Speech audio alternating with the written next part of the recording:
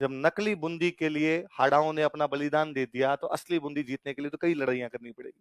नकली गढ़ दिदो नहीं बिना घोर घमसान, सिर टूटा बिन किम फिरन असली गढ़ पर आन।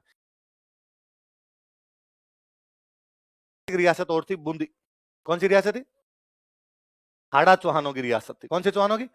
चौहान वंशधार चौहानों में कौन से चौहान थे? हाड़ा। जैसे गोहिल और गोहिलों में कौन से गोहिल है? सिसोदिया। जैसे चौहान थे, चौहानों में कौन थे? हाड़ा। तो हाड़ाओं की जो लड़कियां शादी होके जाती थी उनको बोलते हाड़ी रानी। क्या बोलते? हाड़ाओं की लड़की इसलिए क्या हो जाया करती? वो हाड़ी रानी। तो लाखा जी को एक हाड़ी रानी से ब्याह करके गए। ब्याह होने के कुछ 2-4 दिन बाद में लाखा जी एक बार उस रानी के पास महल में बैठ के खाना खा रहे थे, तो लाखा जी ने यूं ही स्वाभाविक रूप से पूछा कि मन लग गया तुम्हारा? रानी ने कहा हाँ। तो भी तुम ये उदास उदास सी रहती हो, और प्लीज यदि मन नहीं लगे तो घूम के आना, बाहर निकलना। अंदर ही अंदर क्या महल में बैठी रहती हो? नौकरों को नौकरानियों को लेके जाना, बाहर चित्तौड़ देखे ना, बहुत सुंदर हमारा चित्तौड़, तुम देखोगे तुम्हारा मन लग जाएगा। उसने कहा नहीं नहीं, देख लिया मैंने। कैसा लगा? देख लिया तो? उसने कहा ठीक है। लाखा जी ने कहा ठीक है केवल? उसने कहा अच्छा है। लाखा जी ने कहा नहीं, ढंग से देख, पूरा आगे से देख। क्या? उसने कहा ना, अच्छा है वैसे तो, पर बूंदी जैसा नहीं है। क्योंकि खुद कहां की थी, और महिलाओं को पीहर से अच्छा कुछ ही नहीं लगे, पीर की चिड़खली चौकी लगे। और उसने कहा बूंदी अच्छा है। और लाखा जी खाना खा रहे थे, जैसे ही उसने कहा बूंदी अच्छा, लाखा जी का हाथ में बीच में रह गया। लाखा जी ने कहा ये रिपीट करना लाइन। उसने कहा अरे बूंदी बहुत अच्छा है, और आप इस बार आओ, पिछली बार तो आप शादी में आए तो दूल्हा तो कहाँ घूमने जाए, इस बार आओ मैं दिखाऊंगा, बूंदी बूंदी है। लाखा जी ने कहा चित्तौड़ से अच्छा है।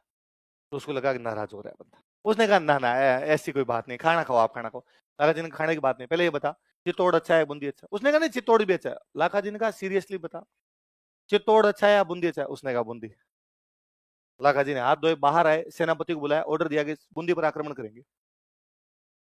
इस दुनिया में चित्तौड़ से अच्छा किला नहीं है, और यदि रानी का कहना है कि चित्तौड़ से अच्छा क्या है? बूंदी, तो गिरा दिया जाए।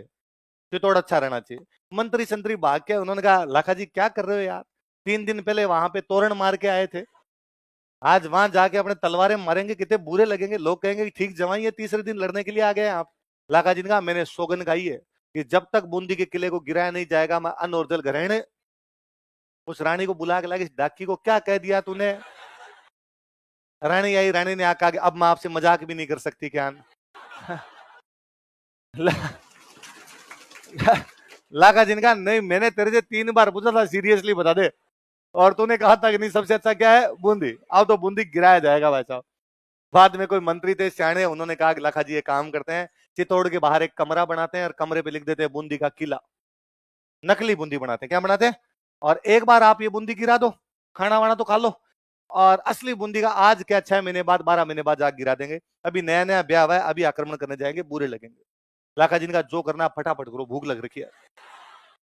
हाथों हाथ चित्तौड़ के बाहर एक कमरा बनाया गया, कमरे के ऊपर लिखा गया बूंदी का किला।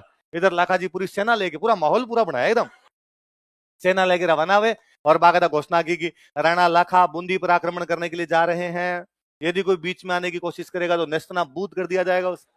एकदम पास में, घर पास में जाकर बैस वो रहा बूंदी किला, एक तीर मारो, एक तीर में तो नीचे आ जाए। लाखा जी जैसे ही एक तीर चलाने लगे, सामने की तरफ से एक तीर है। लाखा जी ने कहा देखो रे उधर कौन है? अभी भी अपने देखो एक रिवाज होता है कि जैसे मान लो अपने घर में बहन की शादी है, तो बहन जब विदाई होकर जाती है तो अपने परिवार का एक कोई पुरुष भी साथ में जाता है, भाई भतीजा चाचा कोई ना कोई जाता है, वह बहन के साथ में बढ़ जाता है। तो ये हाड़ी रानी जब शादी होके आई थी, तो इसका एक 15 साल का भाई साथ में आया था, उसका नाम था कुंभाहाड़ा। क्या नाम था? सैनिक उधर गए, उधर जाके वो देखा कि वो कुंभाहाड़ा उधर खड़ा खड़ा तीर चला रहा है, उस कुंभाहाड़ा को पकड़ के लाए। अलाका जी का यहाँ बड़ा साड़ा है, ये चला रहा है उधर तीर।